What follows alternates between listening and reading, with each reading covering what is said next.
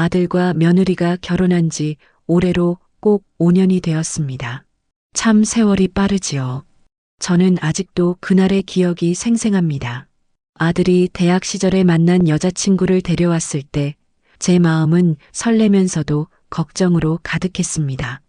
혹시 우리 아들과 잘 맞지 않으면 어쩌나, 시댁살이에 적응하지 못하면 어떡하나, 이런저런 생각이 많았지요.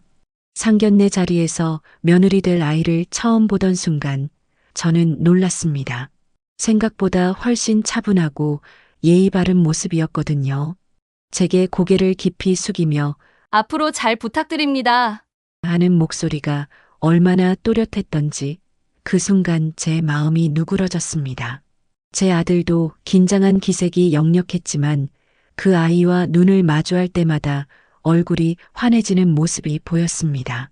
저는 속으로 생각했습니다. 아, 정말 사랑하는구나. 이 아이는 우리 아들이 평생 곁에 두고 싶어 하는 여자구나. 결혼식 날은 지금도 눈앞에 선합니다. 하얀 드레스에 가려진 며느리의 얼굴은 행복으로 물들어 있었고 아들은 한껏 긴장한 듯 보였지만 눈빛만큼은 누구보다도 따뜻했습니다. 그날 피로연 자리에서 친척들이 제게 다가와 며느리 인상이 참 곱다. 저런 아이랑 살면 아들 걱정 없겠다라고 말을 건네곤 했습니다. 저는 그때마다 고개를 끄덕이며 속으로 안도했습니다. 결혼 후 며느리는 곧바로 우리 집으로 들어와 살게 되었습니다. 요즘 젊은이들은 시댁살이를 꺼려 한다지만 저는 다르게 하고 싶었습니다. 저 역시 젊었을 적에 시부모님 밑에서 살면서 느꼈던 부담과 서러움이 있었습니다. 그래서 며느리에게는 절대로 그런 기분을 주고 싶지 않았습니다. 첫날 며느리가 짐을 풀고 방을 정리하던 모습을 아직도 잊지 못합니다. 낯선 집안에 들어와 긴장했을 텐데도 얼굴에는 미소가 번져 있었습니다. 저는 며느리 방 문을 열고 들어가 편히 지내렴. 이 집은 내 집이기도 하다라고 말해주었습니다. 그때 며느리의 눈가가 살짝 젖어 있었던 것도 기억납니다. 아마 제 말에 조금은 마음이 놓였던 모양이겠지요. 처음 몇 년 동안은 그야말로 모범적인 생활이 이어졌습니다. 며느리는 아침마다 부지런히 일어나 밥상을 차리고 저와 남편에게는 늘 웃는 얼굴로 다가왔습니다. 제가 시장에 나가면 무거운 장바구니를 얼른 받아들었고 집안 청소도 스스로 나서서 했습니다. 저는 그런 며느리가 기특해서 친정 엄마처럼 더 아껴주고 싶었습니다. 저녁이면 식탁에 둘러앉아 도란도란 이야기를 나누곤 했습니다. 아들은 직장에서 있었던 일을 얘기하고 며느리는 동네에서 들은 소소한 소식들을 전했습니다. 저는 속으로 생각했습니다. 이렇게 화목하게 사는 집안이 또 있을까? 참 복받은 삶이다. 그때까지만 해도 저에게는 아무런 의심도 불안도 없었습니다. 하지만 세월이 흐르면서 조금씩 다른 기운이 감돌기 시작했습니다. 처음에는 아주 작은 것들이었습니다. 예전에는 늘 함께 저녁을 먹던 며느리가 가끔은 자리에 없는 날이 생기더군요. 이유를 물으면 등산 모임에 다녀왔어요 라거나 동창 모임이 있어서요 라고 했습니다. 저는 대수롭지 않게 넘겼습니다. 누구든 친구도 만나야 하고 취미 생활도 있어야지요. 그런데 점점 횟수가 잦아졌습니다. 일주일에 한두 번이던 모임이 어느새 며칠씩 이어지기도 했습니다. 아들이 야근을 하러 나간 밤, 며느리는 늦게까지 집에 들어오지 않는 날이 많아졌습니다. 그럴 때면 저는 괜히 불안해져서 거실불을 켜둔 채 앉아 있었습니다. 현관문이 열리고 며느리가 들어오는 순간 제 마음은 안도와 동시에 묘한 서운함이 뒤섞였습니다. 물론 이해하려 했습니다. 아들이 늘 바쁘니 며느리가 외로움을 느낄 수도 있습니다. 하지만 시어머니인 제 눈에는 그 외출이 단순한 취미 활동처럼만 보이지 않았습니다. 이유를 따져 묻는 것도 그렇다고 모른 척 넘기는 것도 모두 쉽지 않았습니다. 며느리의 외출이 잦아지면서 집안의 공기가 조금씩 달라졌습니다. 예전에는 저녁마다 함께 둘러앉아 웃으며 식사를 하던 풍경이 당연했는데 어느 순간부터는 빈자리가 자연스럽게 생기기 시작한 겁니다. 아들이 야근을 하는 날이면 저와 며느리 단둘이 저녁을 먹던 때가 많았지요. 그런데 언젠가부터는 며느리마저 그 시간에 집에 없으니 저 혼자 상을 차려 밥을 먹는 경우가 잦아졌습니다. 식탁 위에 국그릇과 밥그릇이 덩그러니 놓여 있는 모습을 보면 마음이 왠지 쓸쓸해졌습니다. 우리 집이 원래 이렇게 조용했나? 그런 생각이 들곤 했습니다. 며느리가 들어오는 시간도 점점 늦어졌습니다. 밤 10시가 넘어야 겨우 현관문이 열리고 다녀왔습니다라는 목소리가 들려왔습니다. 피곤한 기색은 별로 없었고 오히려 얼굴이 달아올라 있거나 기분이 들떠 있는 날도 있었습니다. 저는 한 번은 며느리에게 물었습니다. 요즘은 어디 다녀오는 일이 그렇게 많으니? 아들 녀석도 바빠서 집에 잘 못 들어오는데 너마저 없으니 집이 휑하구나. 며느리는 잠시 웃으며 대답했습니다. 어머니, 그냥 기분 전환 삼아 나가는 거예요. 혼자 집에 있으면 답답해서요. 그 대답은 그럴듯했습니다. 저도 젊었을 때 집에만 있으면 얼마나 갑갑했는지 알기에 굳이 말릴 수는 없었습니다. 하지만 마음속 어딘가에 작은 가시 같은 불안이 박혀 있었습니다. 그 무렵 아들과 며느리 사이에도 잔잔한 균열이 생기기 시작했습니다. 아들은 바쁜 일정 때문에 집에 들어오면 피곤해 쓰러지기 일쑤였고 며느리는 그런 남편을 두고 불만이 쌓여갔습니다. 부부가 다투는 소리가 제 귀에 들어올 때마다 가슴이 철렁 내려앉았습니다. 며느리가 서운한 마음을 토로하면 아들은 내가 하고 싶어서 야근하는 줄 알아? 라며 날카롭게 대답하곤 했습니다. 저는 그런 두 사람을 볼 때마다 안쓰러웠습니다. 부부라면 서로 의지하고 다독이며 살아야 하는데 오히려 외로움과 불만이 쌓여만 가는 듯 보였습니다. 저는 며느리에게 조심스레 말을 건넸습니다. 내 마음도 알겠다만 아들이 요즘 많이 지쳐 있다. 조금만 더 기다려주면 나아지지 않겠니? 그러자 며느리는 씁쓸한 웃음을 지으며 대답했습니다. 어머니, 저도 이해하려고 해요. 그런데 사람이 늘 혼자라는 느낌이 드니까 그게 쉽지가 않네요. 그 대답을 듣는 순간 제 마음은 한없이 무거워졌습니다. 이 아이가 정말 많이 외로운가 보다. 이해는 되었지만 그렇다고 집 밖으로만 눈길을 돌리는 모습이 달갑지는 않았습니다. 저는 속으로만 삼켰습니다. 지금은 내가 굳이 더 말하지 말자. 시간이 지나면 나아지겠지. 그렇게 시간이 흐르면서 며느리의 발걸음은 더 잦아졌습니다. 아침 일찍 외출해 밤늦게 돌아오는 날도 늘었고 집안일도 전처럼 꼼꼼히 챙기지 못하는 때가 많았습니다. 싱크대에 설거지가 그대로 쌓여 있는 걸 보면 저도 모르게 한숨이 나왔습니다. 예전 같았으면 며느리가 먼저 나서서 다 정리했을 텐데 요즘은 제가 다시 치우는 날이 많아졌습니다. 남편은 이런 상황을 잘 몰랐습니다. 남편은 대체로 일찍 잠자리에 드는 편이었고 며느리의 귀가 시간이나 집안 분위기의 변화를 크게 눈치채지 못했습니다. 그래서 저만 홀로 이 변화들을 마음에 담아두었습니다. 어느 날은 저녁 식탁에 앉아 있는데 며느리가 갑자기 전화를 받더니 들뜬 목소리로 네, 곧 갈게요라고 말하더군요. 그리고는 부랴부랴 옷을 갈아입고 나가버렸습니다. 저는 멍하니 그 뒷모습을 바라보았습니다. 그 순간 머릿속에 문득 스쳤습니다. 저 아이가 요즘 누구를 만나는 걸까? 물론 저는 며느리를 믿고 싶었습니다. 하지만 믿음과 불안 사이에서 갈등하는 제 마음은 날이 갈수록 커져만 갔습니다. 며느리가 집을 자주 비우기 시작하자 동네 사람들의 말이 하나둘 제 귀에 들어오기 시작했습니다. 시장에서 나무를 다듬던 아주머니가 슬쩍 제게 말을 건넸습니다. 며느리 참 활발하신가 봐요. 여기저기 모임에도 자주 나오시던데요. 저는 애써 웃으며 대답했습니다. 예, 젊으니까 사람들도 만나고 그래야죠. 하지만 속으로는 파문이 번지듯 마음이 흔들렸습니다. 며느리가 모임을 나간다고 했을 때 의심하지 않으려 했지만 다른 사람 입을 통해 그 이야기를 들으니 괜스레 신경이 곤두섰습니다. 집안에서도 미묘한 변화가 있었습니다. 예전 같으면 며느리가 먼저 나서서 남편의 와이셔츠를 다림질해 두고 제 옆에서 함께 저녁 반찬을 준비하곤 했습니다. 그런데 어느 순간부터는 그런 손길이 줄었습니다.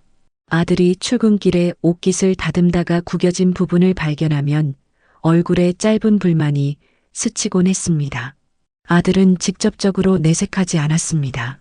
하지만 늦은 밤 귀가해서 소파에 털썩 앉은 채 멀리 허공만 바라보는 모습에서 저는 이미 그 마음이 흔들리고 있다는 걸 알 수 있었습니다. 며느리 역시 변해갔습니다. 거실에서 TV를 보던 며느리의 시선은 자꾸 휴대전화 화면으로 향했습니다.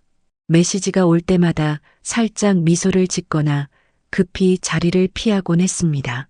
저는 눈치채지 못한 척했지만 제 시선은 늘 그 손끝을 따라가고 있었습니다.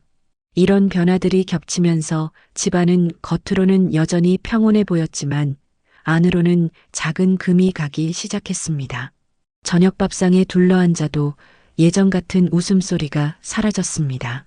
국을 떠주는 제 손길은 여전히 같았지만 그 속에서 느껴지는 온기는 점점 식어갔습니다. 저는 스스로에게 수없이 말했습니다. 아무 일 아닐 거야. 젊은 사람들이 살다 보면 이런저런 시기가 있는 거지. 내가 괜한 의심을 하는 건지도 몰라. 하지만 마음 한구석에서는 작은 불씨가 꺼지지 않았습니다. 불씨는 작지만 언제든 큰 불로 번질 수 있는 불안이었습니다. 그러던 어느 날 저는 결국 그 불씨가 무엇인지 직접 확인하게 될 작은 단서를 보게 되었습니다. 그날도 평범한 하루였습니다. 아들은 출근길에 서둘러 나가고 저는 부엌에서 설거지를 하고 있었습니다. 싱크대 위로 햇빛이 비쳐들며 그릇에 작은 반짝임이 맺혔습니다. 그런데 현관에서 나는 소리가 제 손을 멈추게 했습니다. 며느리가 외출 준비를 하는 듯 가방을 들고 나가는 소리였습니다. 저는 무심한 듯 따라 나가 마당에 빨래를 널며 며느리의 뒷모습을 바라보았습니다. 평소보다 훨씬 가벼운 걸음이었습니다. 그냥 장을 보러 가는 사람의 발걸음이라기보다는 마치 약속에 설레는 사람의 발걸음 같았습니다. 며느리가 골목 모퉁이를 돌아 사라지자 제 마음에 괜한 의문이 피어올랐습니다. 오늘도 모임이라고 했지? 그런데 왜 저렇게 들뜬 모습이지? 시간은 느리게 흘렀습니다. 저는 하루 종일 며느리의 빈자리를 의식하며 집안일을 했습니다. 거실을 치우고 장독대 옆에 앉아 된장을 저어보기도 했습니다.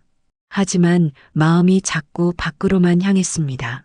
저녁 무렵이 다가올 즈음 저는 결국 집 밖으로 나갔습니다.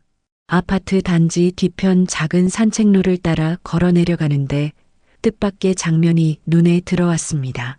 골목 끝 얼마 전에 이사 온 중년 남자의 집 앞에서 며느리가 나오는 모습이 보였던 겁니다.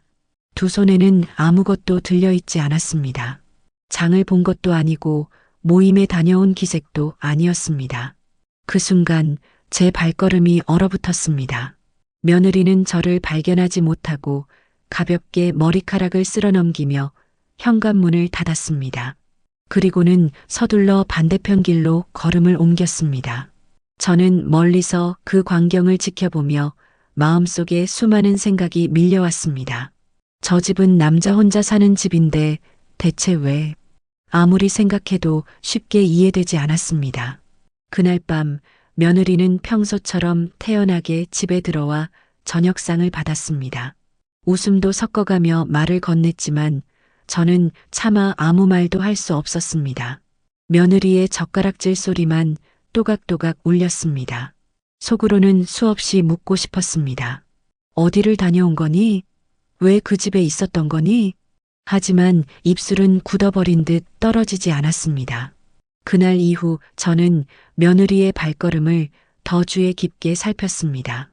그리고 며칠 뒤 결국 또다시 눈으로 확인하고 말았습니다. 이번에는 아침부터 이웃집으로 들어가 해가 질 때까지 나오지 않았습니다. 이제는 더 이상 외면할 수 없다는 걸 깨달았습니다. 제 마음속에서 부정하려 했던 불안이 현실로 다가오는 순간이었습니다. 며칠을 더 지켜본 끝에 저는 결국 결심을 굳혔습니다. 그동안은 스스로를 다독이며 혹시 내가 잘못 본 건 아닐까, 다른 이유가 있을지도 몰라 하며 애써 외면했지만 2번, 3번 반복되는 모습을 보고는 더 이상 모른 척할 수가 없었습니다.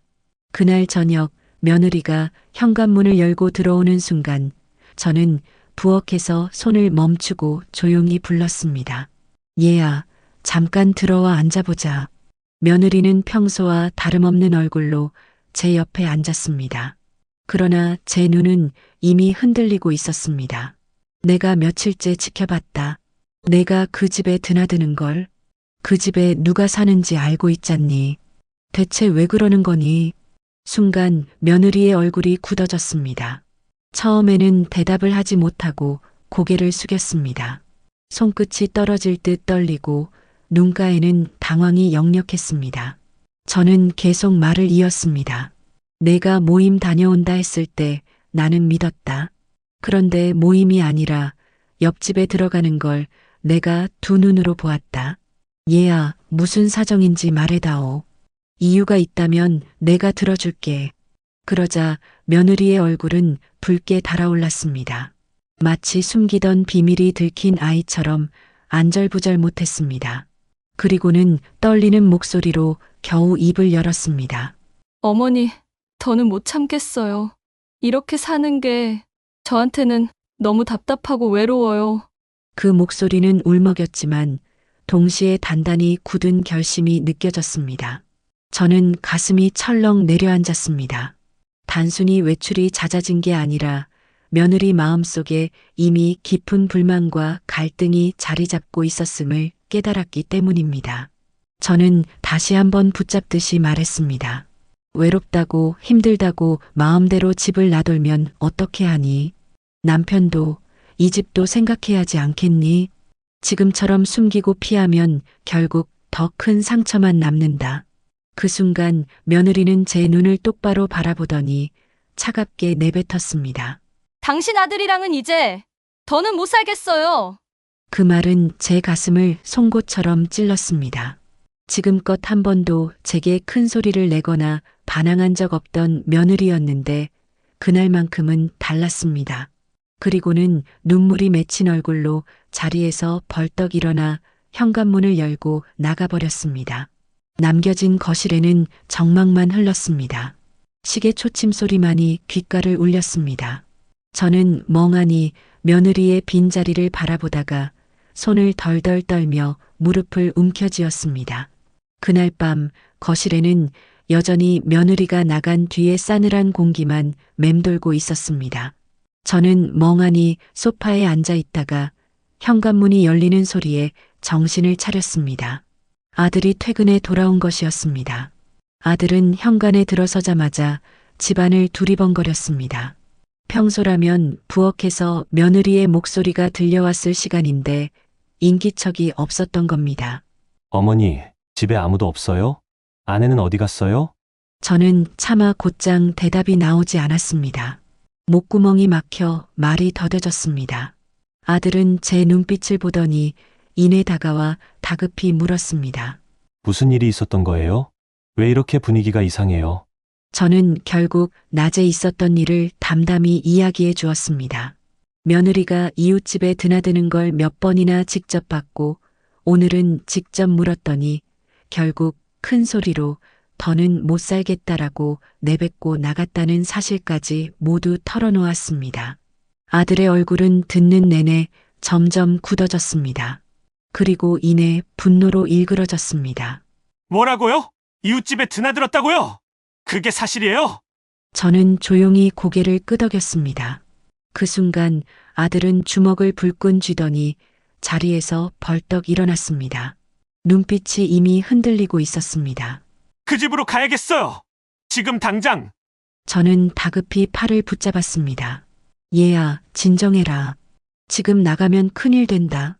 차분히 생각해야지. 하지만 아들의 귀에는 제 말이 닿지 않았습니다. 현관으로 뛰어나가며 신발을 꿰어 신었습니다.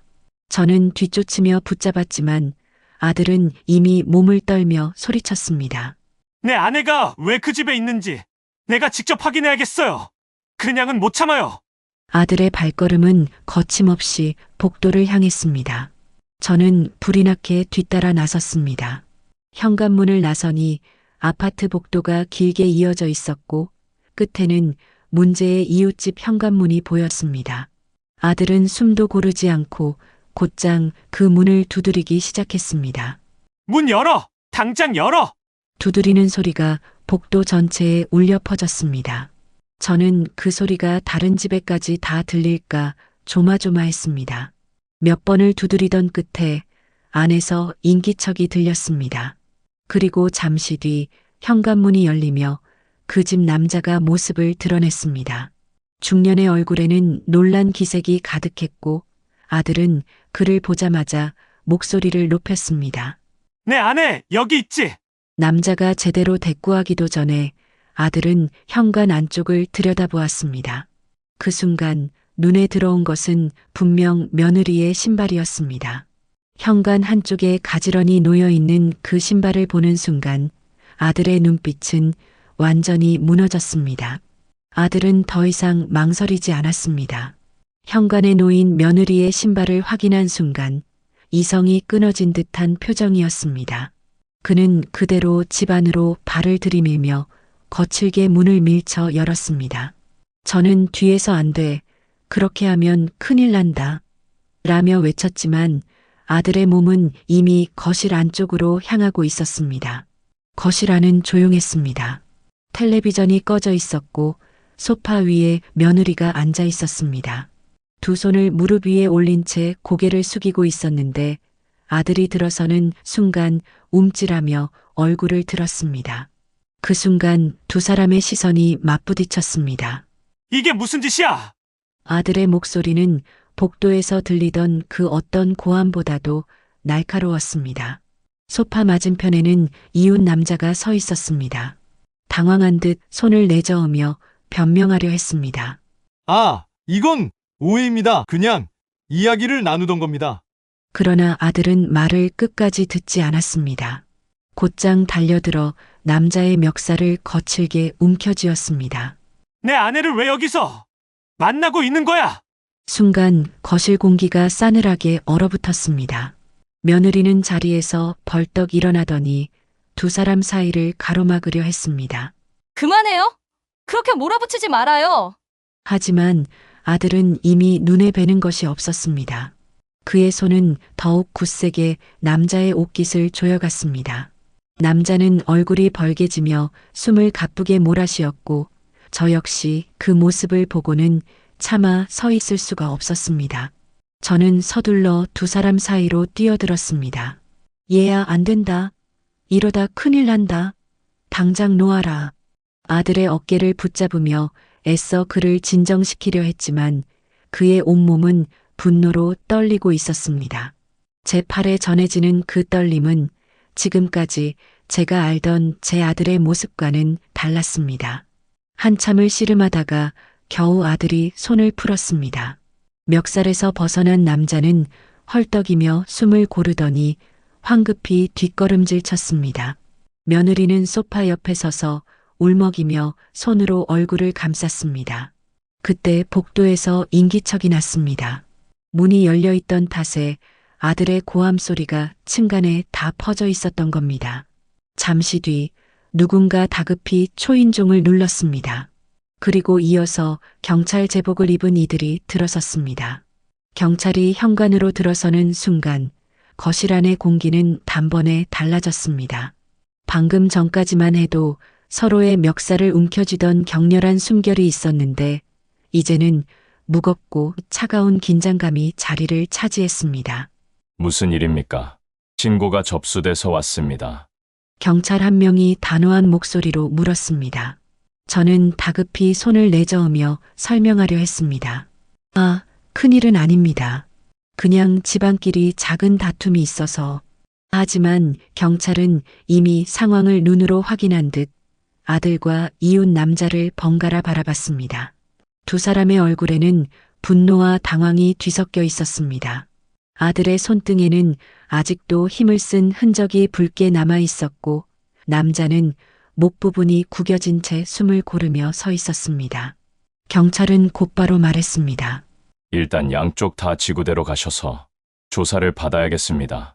이런 건 그냥 넘어갈 수가 없습니다.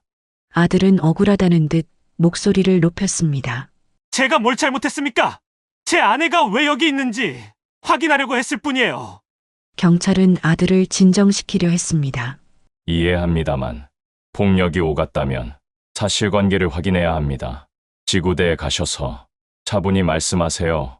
결국 아들과 이웃 남자는 경찰의 안내를 받아 복도로 나섰습니다. 그 뒤를 따라 며느리가 잠시 나왔다가 다시 안으로 들어가 버렸습니다. 저는 문 앞에 서서 멀어져 가는 아들의 뒷모습을 바라보았습니다. 그 어깨가 얼마나 무겁고 굳어 보이던지 제 가슴은 무너져 내렸습니다. 집으로 돌아온 저는 거실 한가운데에 앉아 한참을 움직이지 못했습니다. 식탁 위에는 며느리가 아까 던져둔 가방이 그대로 놓여 있었고 방 안에는 누구의 체온도 남아있지 않았습니다. 저는 두 손을 무릎 위에 올리고 허공을 바라보았습니다. 내가 그때 좀 더 일찍 알아채고 며느리 마음을 달랬더라면 이런 일이 생기지 않았을까? 아들에게 뭐라고 설명해야 할까? 수많은 후회가 머릿속을 맴돌았습니다. 그러나 이미 벌어진 일은 되돌릴 수 없었습니다. 시간은 유난히 더디게 흘렀습니다. 시계 초침 소리가 방 안을 가득 메웠고 그 사이사이로 제 가슴은 쿵쾅거렸습니다. 언제 아들이 돌아올지, 경찰서에서 무슨 이야기가 오갈지 알 수 없었습니다. 늦은 밤이 되어서야 아들이 집으로 돌아왔습니다. 문이 열리는 소리에 가슴이 철렁 내려앉았지만 그의 얼굴을 보는 순간 더 큰 충격이 밀려왔습니다.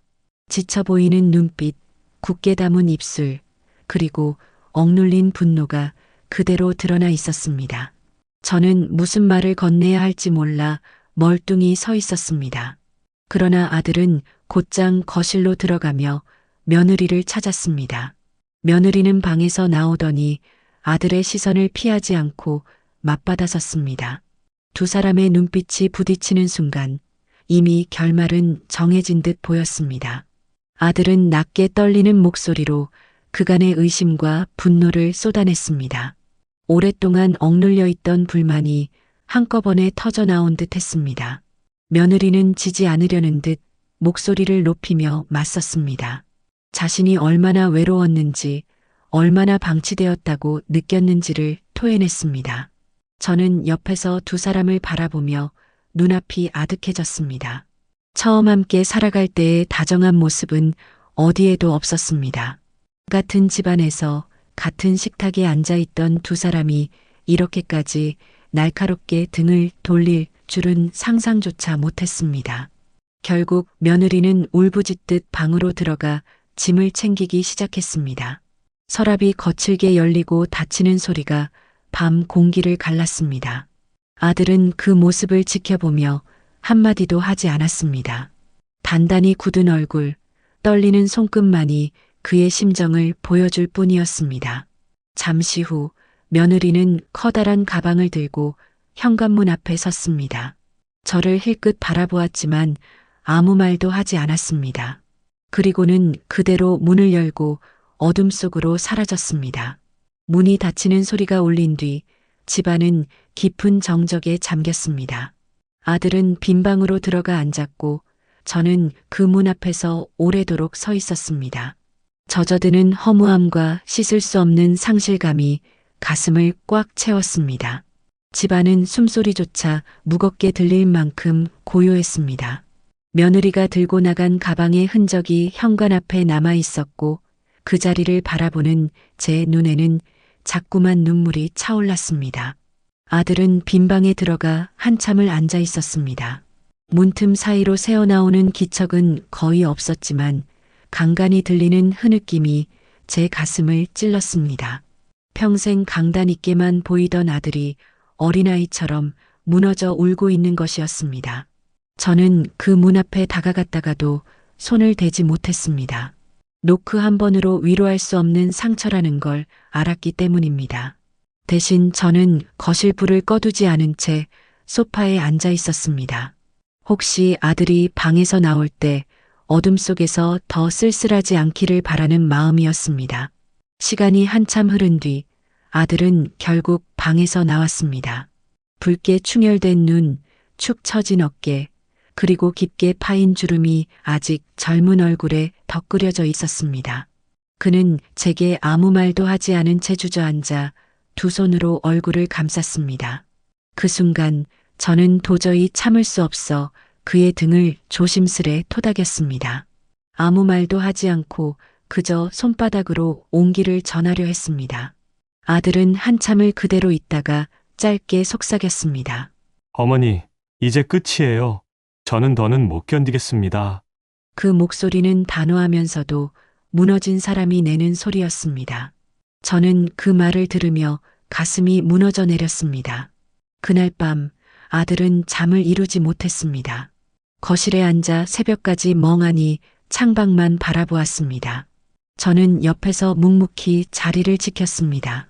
함께 있어주는 것 말고는 달리 해줄 수 있는 게 없었습니다. 며칠 동안 집안은 무겁게 가라앉아 있었습니다. 며느리가 떠난 뒤로 돌아오지 않자 집안 구석구석에는 빈자리가 그대로 남아 있었습니다. 식탁 위에 놓인 3개의 밥그릇은 이제 2개만 필요했고 그마저도 한 그릇은 거의 손대지 않은 채 식사가 끝나곤 했습니다. 아들은 회사 일에도 제대로 집중하지 못했습니다. 출근 준비를 하는 아들의 어깨는 눈에 띄게 무거워 보였고 퇴근해서 돌아오면 방에 틀어박혀 나오지 않는 날이 많았습니다. 방 안에서 전화를 거는 소리가 간간히 들렸지만 대답은 돌아오지 않는 듯 했습니다. 며느리는 단 한 번도 이 집으로 연락을 해오지 않았습니다. 어느 날 저녁 아들이 제 앞에 앉아 조용히 말했습니다. 목소리는 담담했지만 그 속에 단단한 결심이 묻어 있었습니다. 어머니, 이제 이혼하겠습니다. 더는 기다려도 소용이 없을 것 같아요. 저는 순간 말이 막혔습니다. 부모 마음으로는 어떻게든 다시 이어지길 바라는 마음이 있었지만 아들의 굳은 표정을 보니 더는 붙잡을 수 없다는 걸 알았습니다. 그 후 아들은 바로 행동에 옮겼습니다. 변호사 사무실을 찾아 상담을 받고 며느리에게 서류를 전달했습니다. 그 과정에서 한 차례 얼굴을 마주했지만 두 사람은 이미 서로를 보지 않는 눈빛이었습니다. 짧은 대화조차 독처럼 날카로웠습니다. 며느리는 처음엔 거부하는 듯 보였지만 결국 얼마 지나지 않아 합의에 응했습니다. 오랜 갈등과 불신이 쌓인 관계를 더는 이어갈 수 없다는 걸 스스로도 받아들인 듯 했습니다. 저는 그 과정을 곁에서 지켜보며 참 많은 생각을 했습니다.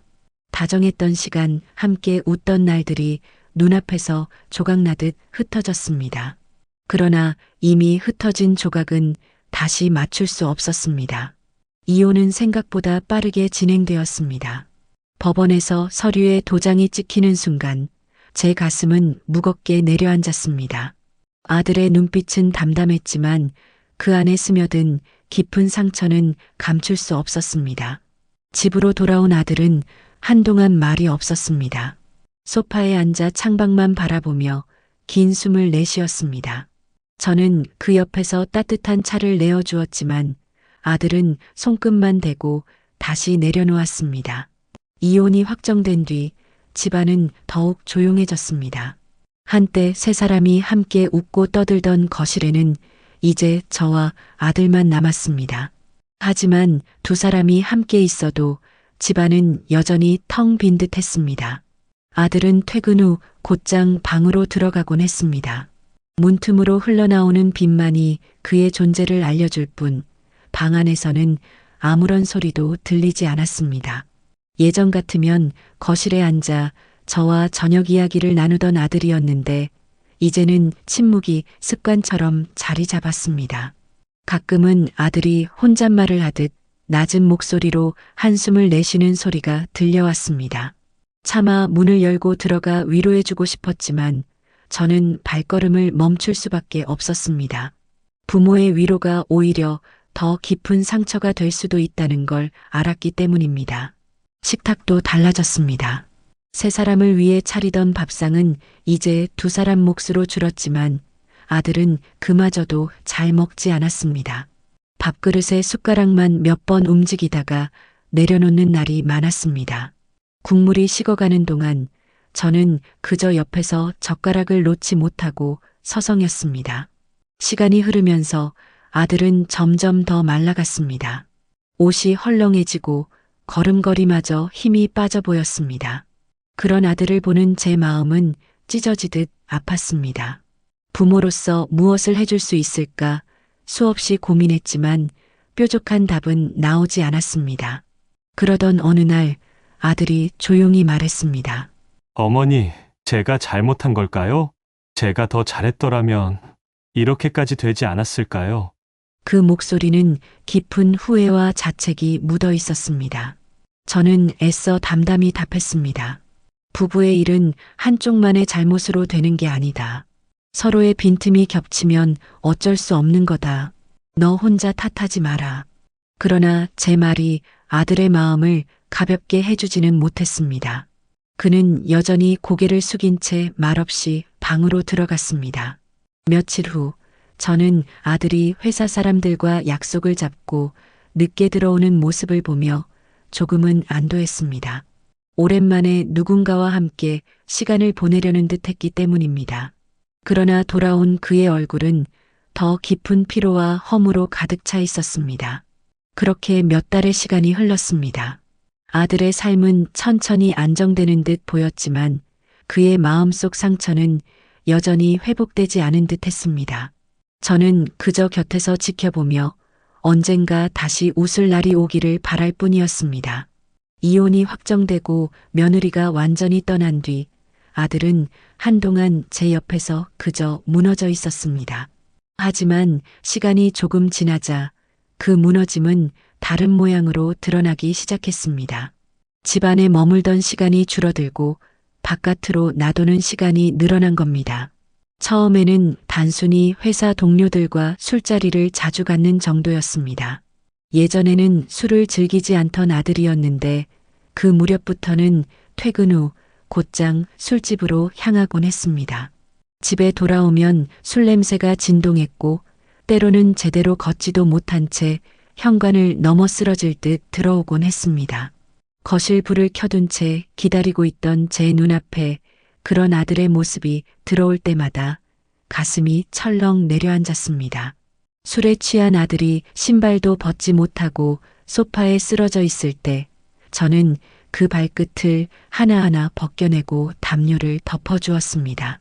하지만 제 손길은 아들에게 닿지 못하는 듯 공허했습니다.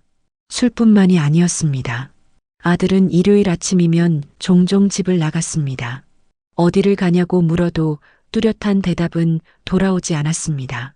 그냥 바람 좀 쐬고 오겠다는 말뿐이었지요. 하지만 해가 저물어도 돌아오지 않는 날이 많았습니다. 늦은 밤에야 들어와서는 방으로 곧장 들어가 문을 닫아 걸었습니다. 그의 방은 점점 어질러져 갔습니다. 정리정돈을 늘 깔끔히 하던 아이였는데 그 방 안에는 빨래가 쌓이고 책상 위에는 빈 캔과 서류들이 뒤엉켜 있었습니다. 저는 몇 번 정리해 주려 했지만 방 안 공기에 가득한 냉기와 아들의 시선에 발걸음을 돌릴 수밖에 없었습니다. 무엇보다도 제 마음을 무겁게 한 것은 아들의 표정이었습니다. 집안에서는 웃음기가 완전히 사라졌고 그 대신 허공을 멍하니 바라보는 시간이 길어졌습니다.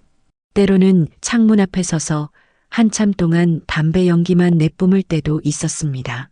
제가 아무리 다가가 말을 걸어도 짧은 대답만 돌아올 뿐 대화가 이어지지 않았습니다. 저는 속으로 수없이 기도했습니다. 제발 이 아이가 다시 제자리로 돌아오게 해달라.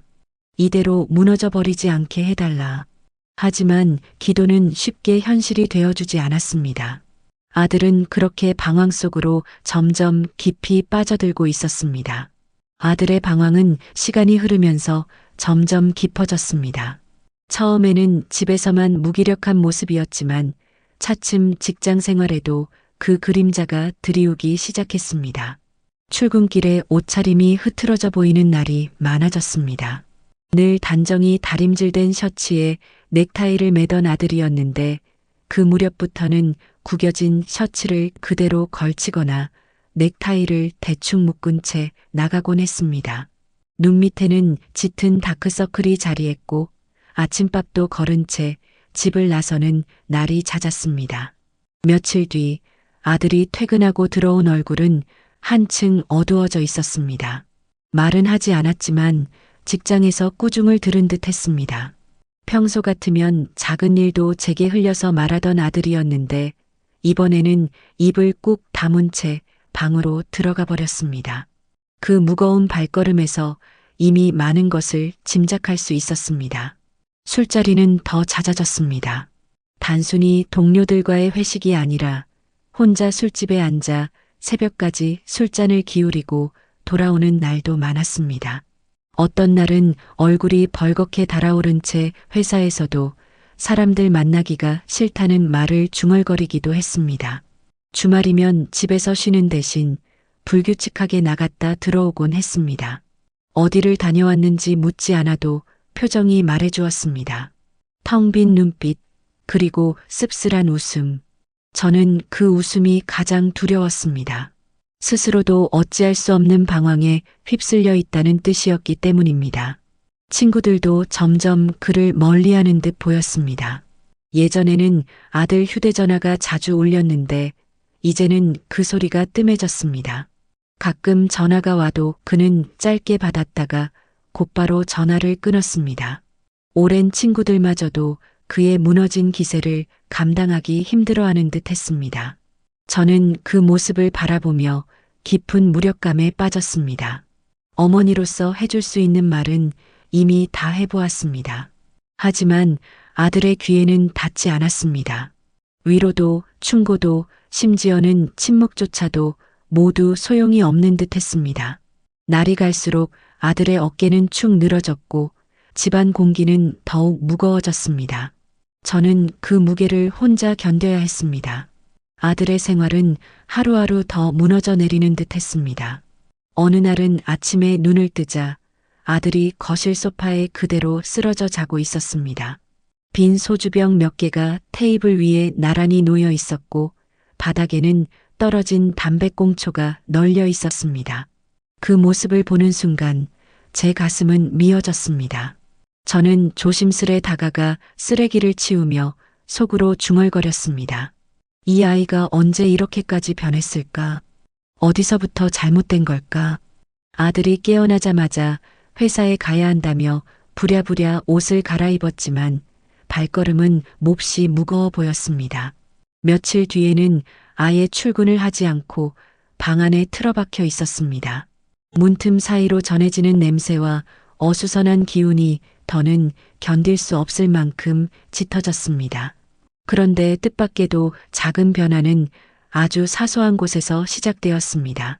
어느 날 아들이 오래전 함께 다니던 교회 친구에게서 연락을 받았습니다. 전화를 받은 아들은 처음에는 짧게 대꾸했지만 곧 한참 동안 통화를 이어갔습니다. 오랜만에 웃음소리 비슷한 게 새어나오는 걸 듣는 순간 제 귀가 믿기지 않았습니다. 비록 잠깐이었지만 그 웃음은 오랜만에 본 빗줄기 같았습니다. 그날 밤 아들은 소파에 앉아있던 저에게 낮게 말했습니다. 어머니, 다음 주에 그 친구를 잠깐 만나기로 했습니다. 단순한 약속일 뿐이었지만 제 마음은 조금 놓였습니다. 오랫동안 사람들을 피하고 술에만 의지하던 아들이 스스로 누군가를 만나기로 한 것이었으니까요. 또 다른 날에는 회사 동료가 집 앞까지 찾아온 적이 있었습니다. 문 앞에서 두 사람이 한참 대화를 나누는 소리가 들렸습니다. 무슨 이야기인지는 알 수 없었지만 동료는 진심으로 아들을 걱정하는 듯 했습니다. 그 대화가 끝난 뒤 아들의 얼굴에는 여전히 그림자가 드리워져 있었지만 예전보다는 조금 차분해진 기색이 보였습니다. 저는 그 작은 변화를 붙잡고 싶었습니다. 비록 여전히 방황의 끝자락에 있었지만 어쩌면 이 아이가 다시 걸어 나올 수 있을지도 모른다는 희망이 피어났습니다. 교회 친구와의 만남은 생각보다 오래 이어졌습니다. 처음에는 그저 커피 한 잔 나누고 짧게 헤어질 줄 알았는데 이야기가 길어졌는지 늦은 저녁이 되어서야 집으로 돌아왔습니다. 오랜만에 본 아들의 표정은 이전과는 조금 달랐습니다. 여전히 피곤이 묻어 있었지만 눈빛에 미세한 온기가 돌았습니다. 그날 이후 아들은 종종 집 밖에서 사람들을 만나기 시작했습니다. 매일 술에만 기댔던 나날에서 조금은 벗어난 듯 보였습니다. 여전히 방 안에 틀어박히는 시간이 많았지만 예전처럼 깊은 어둠 속으로만 가라앉지는 않았습니다. 저는 그 모습을 보며 조심스레 차 한 잔을 내밀었습니다. 예전 같으면 손끝만 대고 내려놓았을 텐데 이번에는 한 모금이라도 삼키는 것을 보고 작은 안도감을 느꼈습니다. 며칠 후 아들은 뜻밖의 이야기를 꺼냈습니다. 어머니, 제가 아는 지인 소개로 누굴 만나 보게 될 것 같아요. 그냥 밥 한 끼 하는 자리라고 하네요. 순간 저는 놀랐습니다. 아직 이혼의 상처가 채 아물지도 않았는데 이렇게 빨리 새로운 사람을 만나는 것이 괜찮을까 걱정이 앞섰습니다. 하지만 아들의 표정을 보니 그 안에는 오랜만에 찾아온 설렘이 담겨 있었습니다. 저는 끝내 반대의 말을 삼켰습니다. 상처를 치유하는 방식은 결국 스스로 선택해야 한다는 것을 알았기 때문입니다. 만남의 날 아들은 오랜만에 옷차림에 신경을 쓰기 시작했습니다. 구겨진 셔츠 대신 다림질된 셔츠를 꺼내 입고 넥타이도 반듯하게 메었습니다. 현관을 나서는 그의 뒷모습에서 잊고 있던 활기가 조금은 되살아난 듯 보였습니다. 저녁 무렵 집으로 돌아온 아들은 표정이 한결 편안했습니다.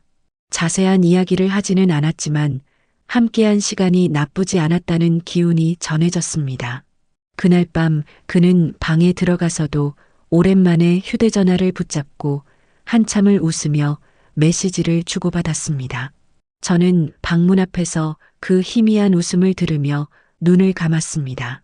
긴 어둠 속을 헤매던 아들이 드디어 작은 빛을 향해 발걸음을 옮기고 있다는 걸 느낄 수 있었습니다. 아들의 첫 만남은 그저 가벼운 식사 자리였지만 이후로도 연락은 계속 이어졌습니다. 처음에는 안부 정도만 묻는 짧은 대화였으나 점차 하루 일과를 나누고 작은 고민을 털어놓는 대화로 이어졌습니다.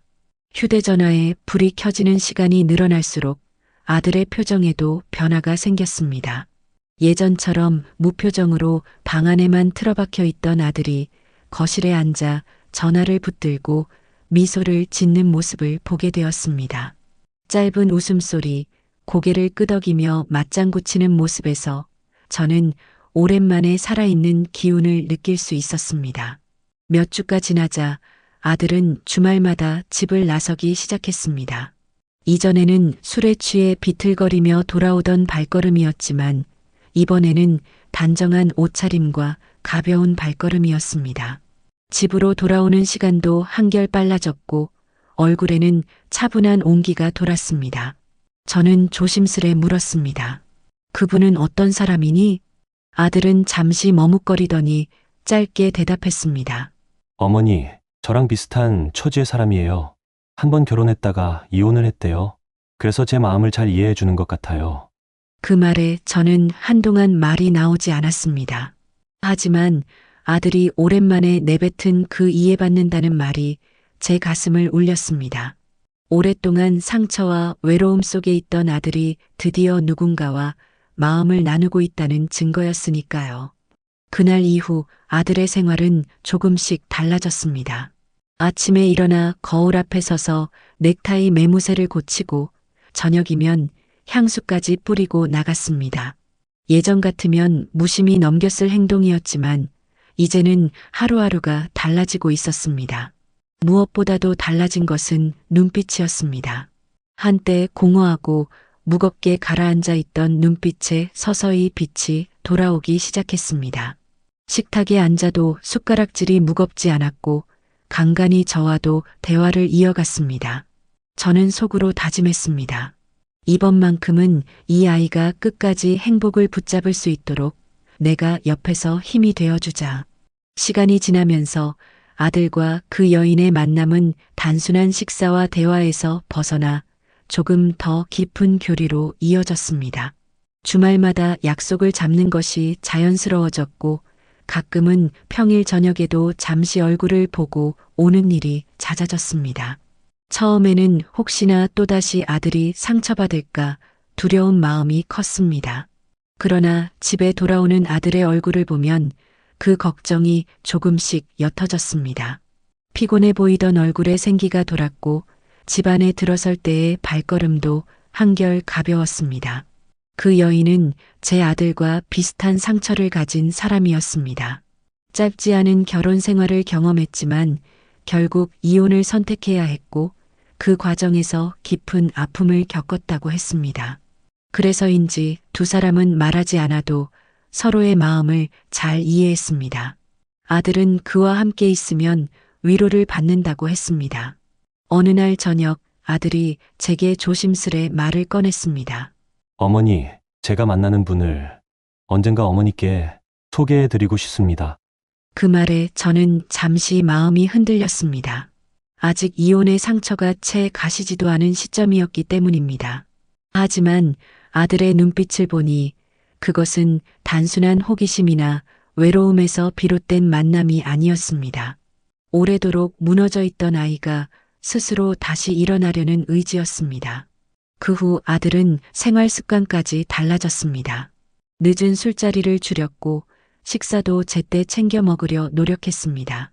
퇴근 후에는 무표정으로 방에만 들어가던 아들이 이제는 거실에 앉아 저와 함께 차를 마시며 짧게라도 하루 이야기를 나누었습니다. 집안 공기도 달라졌습니다. 무겁게 가라앉아 있던 분위기 속에 다시 온기가 돌았습니다. 오랫동안 저녁 식탁이 텅 빈 듯 했는데 이제는 아들이 그 여인과 함께한 이야기를 조심스레 들려주며 식탁에 앉았습니다. 저는 마음 한켠에서 여전히 조심스러웠습니다. 하지만 동시에 깨달았습니다. 부모가 해줄 수 있는 일은 아들이 다시 걸어가려는 길을 지켜봐주고 필요할 때 힘을 보태주는 것뿐이라는 사실을요. 어느 날 저녁 아들이 무척 긴장한 얼굴로 제 앞에 앉았습니다. 오랜만에 차려입은 셔츠에 깔끔한 머리 하지만 손끝은 자꾸만 테이블을 두드리고 있었습니다. 그는 한참을 망설이다가 입을 열었습니다. 어머니, 주말에 제가 만나는 분을 모시고 와도 될까요? 순간 제 가슴이 철렁 내려앉았습니다.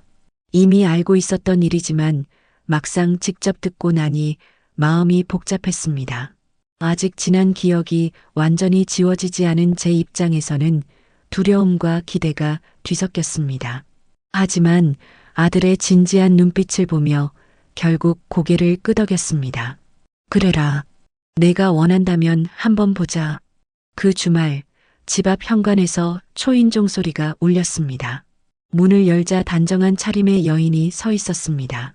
또래보다 차분한 분위기를 풍겼고 눈빛에는 어디선가 깊은 상처를 안고 살아온 흔적이 묻어 있었습니다.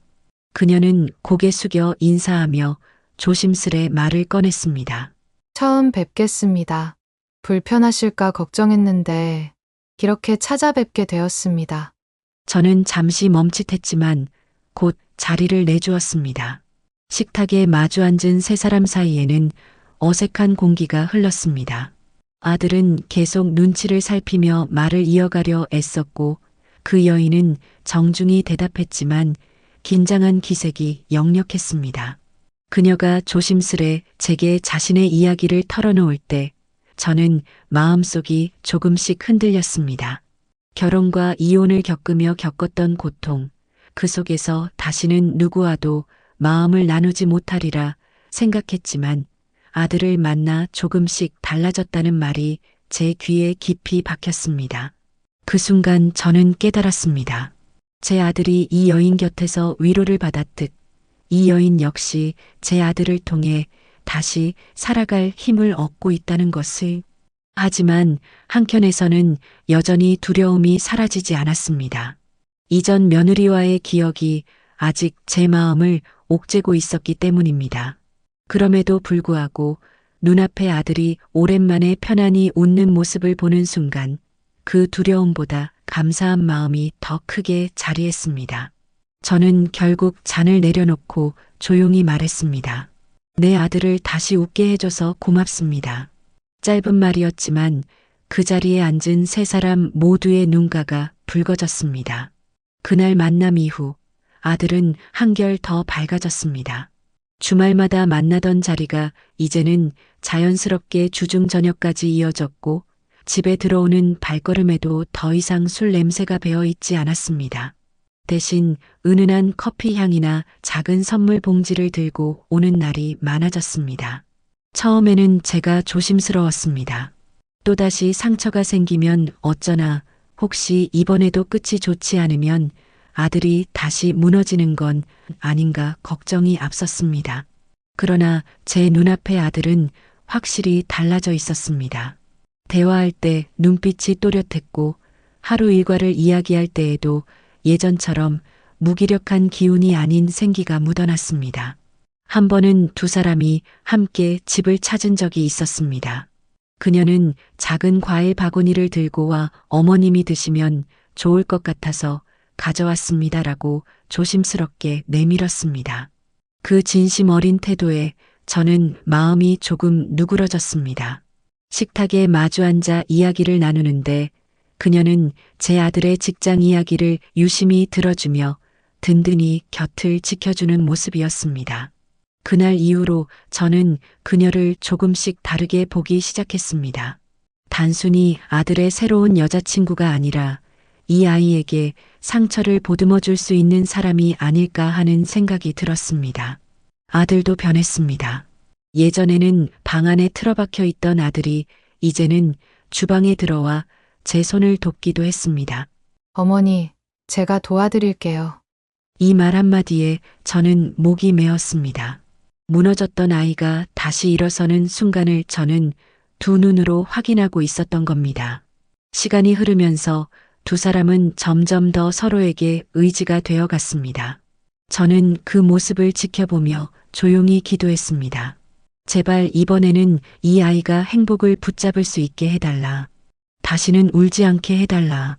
그리고 제 마음도 조금씩 열렸습니다. 아직은 완전히 안심할 수 없었지만 그녀가 보여주는 진심과 성실함에 저 또한 더는 벽을 세울 필요가 없다는 생각이 들었습니다. 시간이 흐르면서 아들과 그 여인의 만남은 더 깊어졌습니다. 단순히 위로와 공감으로 시작된 관계였지만 이제는 서로의 일상과 미래까지 나누는 단계에 이른 듯 했습니다. 아들은 예전처럼 방황하는 기색이 전혀 없었고 직장에서도 조금씩 자리를 회복해 나갔습니다. 그 무렵부터 저는 아들이 종종 거울 앞에 오래 서 있는 모습을 보곤 했습니다.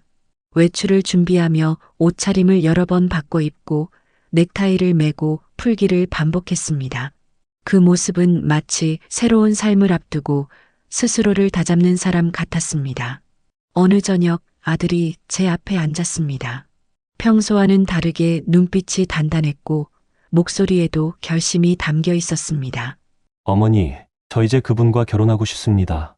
지난번에도 말씀드렸지만 이번에는 장난이나 가벼운 마음이 아닙니다. 함께 살아보고 싶습니다. 그 순간 제 마음은 복잡했습니다. 아직 첫 며느리와의 기억이 선명했고 그때의 상처가 완전히 가시지 않았습니다. 다시 같은 아픔을 겪게 되지 않을까 하는 두려움이 저를 붙잡았습니다. 그러나 눈앞의 아들을 보니 예전과는 달랐습니다. 상처를 딛고 다시 걸어가려는 사람의 얼굴이었습니다. 저는 한동안 아무 말도 하지 못했습니다. 아들은 제 대답을 기다리며 긴장된 얼굴로 손을 모으고 있었습니다. 결국 저는 천천히 입을 열었습니다. 내가 진심이라면 내가 반대할 이유는 없다. 다만 이번만큼은 서로를 놓치지 않도록 더 깊이 생각하고 더 단단히 준비해라. 아들의 눈가가 붉어졌습니다. 그는 고개를 숙이며 짧게 대답했습니다. 네, 어머니, 이번에는 정말 잘해보고 싶습니다. 그날 밤 저는 오랫동안 잠을 이루지 못했습니다. 걱정과 기대가 교차하는 밤이었지만 한 가지는 분명했습니다. 제 아들은 다시 삶을 향해 발걸음을 옮기고 있다는 사실이었습니다. 재혼 의사를 밝힌 뒤 아들은 행동으로 결심을 보여주었습니다. 예전 같으면 퇴근 후 집에 곧장 들어와 방에 틀어박히곤 했지만 이제는 약속이 잦아졌습니다. 그 약속은 단순한 만남이 아니라 미래를 함께하기 위한 준비였습니다. 아들은 그녀와 함께 예식장도 돌아보고 작은 집을 구할 계획도 세웠습니다. 그 과정에서 서류와 계약서를 꼼꼼히 살피는 아들의 모습은 더 이상 무기력한 사내가 아니었습니다. 다시 책임을 지고자 하는 남자의 모습이었습니다. 저는 그런 아들을 보며 안도와 동시에 묘한 허전함을 느꼈습니다. 지난 이혼 이후 아들이 제 곁에서 긴 시간을 머물렀기에 이제 또 다른 여인 곁으로 가려는 그의 발걸음이 기특하면서도 아쉬웠던 것입니다. 어느 날 저녁 아들은 제게 조심스레 말을 꺼냈습니다. 어머니, 예식은 크게 하지 않고 조용히 가족끼리만 하려 합니다. 괜찮으시겠습니까? 저는 고개를 끄덕였습니다. 화려한 자리보다 두 사람의 진심이 더 중요하다는 걸 잘 알았기 때문입니다. 이전 결혼식의 화려함이 오히려 상처로 남았던 기억도 떠올랐습니다. 그래라. 크게 하는 것보다 너희 둘이 행복한 게 우선이다. 그 이후 집안 공기는 한결 밝아졌습니다. 주말이면 그녀가 직접 들러 반찬을 나눠주기도 했고 함께 웃으며 아들과 준비 이야기를 나누는 모습이 자연스러워졌습니다. 처음에는 어색했던 제 마음도 차츰 누그러졌습니다. 그녀가 제게 보이는 태도는 진심이었고 아들을 존중하는 마음이 분명히 느껴졌습니다. 아들은 준비를 하면서도 저를 빠뜨리지 않았습니다. 예식 날짜를 정하고 집 문제를 의논할 때마다 제 의견을 묻고 함께 상의했습니다. 어머니도 편안하셔야 합니다. 이번에는 저 혼자만의 선택이 아니니까요. 그 말이 제 마음을 울렸습니다. 예전에는 혼자 앞서가던 아들이었는데 이제는 주변을 살피고 배려할 줄 아는 모습으로 변해 있었습니다. 결혼 준비가 차근차근 진행될수록 저는 두려움보다는 희망이 더 커졌습니다. 이번만큼은 이 아이가 평생의 반려를 제대로 만났구나. 라는 확신이 조금씩 자리 잡았습니다. 드디어 재혼식 날이 다가왔습니다. 예식장은 크지 않았습니다. 화려한 장식이나 수많은 하객 대신 가까운 친지와 몇몇 지인만 초대된 소박한 자리였습니다. 그러나 그 조용한 분위기 속에는 오히려 따뜻함이 가득 배어 있었습니다. 아들은 단정한 예복 차림으로 입장했는데 얼굴에는 긴장보다 편안함이 깃들어 있었습니다. 예전 결혼식 때의 어색하고 경직된 표정이 아니라 마음 깊은 곳에서 나오는 확신이 느껴졌습니다. 그의 곁에 선 여인도 마찬가지였습니다. 차분하고 단정한 미소를 지으며 천천히 걸어 들어오는 모습이 그동안의 아픔을 이겨낸 사람만이 가질 수 있는 힘을 보여주고 있었습니다. 하객들의 축하 인사 속에 두 사람은 나란히 서서 서약을 했습니다. 그 짧은 순간 제 눈가에는 눈물이 고였습니다. 이 자리까지 오기까지 얼마나 많은 고통과 방황이 있었는지 누구보다 잘 알고 있었기 때문입니다. 하지만 이제는 과거의 무너짐이 아니라 새로운 시작 앞에 서 있는 제 아들을 바라보고 있었습니다. 식이 끝난 뒤 아들이 제게 다가와 작은 목소리로 말했습니다. 어머니, 이제 걱정 내려놓으셔도 됩니다. 이번엔 정말 잘해낼 겁니다. 저는 그 말을 듣는 순간 가슴 깊이 묵직했던 돌덩이가 조금은 내려앉는 듯 했습니다. 눈물을 삼키며 그저 짧게 대답했습니다. 그래, 너만 행복하다면 나는 더 바랄 게 없다. 그날 저녁 집으로 돌아오는 길, 제 마음은 복잡하면서도 한결 가벼웠습니다. 며느리와의 갈등, 아들의 방황, 무너졌던 집안의 공기까지 모두 지나왔습니다. 그 모든 시간을 지나 이제야 아들이 웃으며 살아갈 수 있는 길을 찾았다는 사실이 제게는 가장 큰 위로이자 보람이었습니다. 비록 인생이 언제나 뜻대로 흘러가는 것은 아니지만 결국 중요한 것은 다시 일어설 수 있는 용기라는 것을 저는 깨달았습니다. 아들도 그리고 저 또한 그 긴 과정을 통해 조금 더 단단해졌습니다. 이렇게 아들과 며느리 사이의 갈등으로 시작된 이야기는 방황과 고통을 거쳐 결국 새로운 만남과 재혼이라는 희망의 끝자락으로 이어졌습니다. 저는 더 이상 과거의 상처에만 머무르지 않고 앞으로 다가올 날들을 감사히 받아들이려 합니다. 무엇보다도 아들이 다시 웃을 수 있다는 사실이 제 인생의 가장 큰 선물처럼 느껴졌습니다.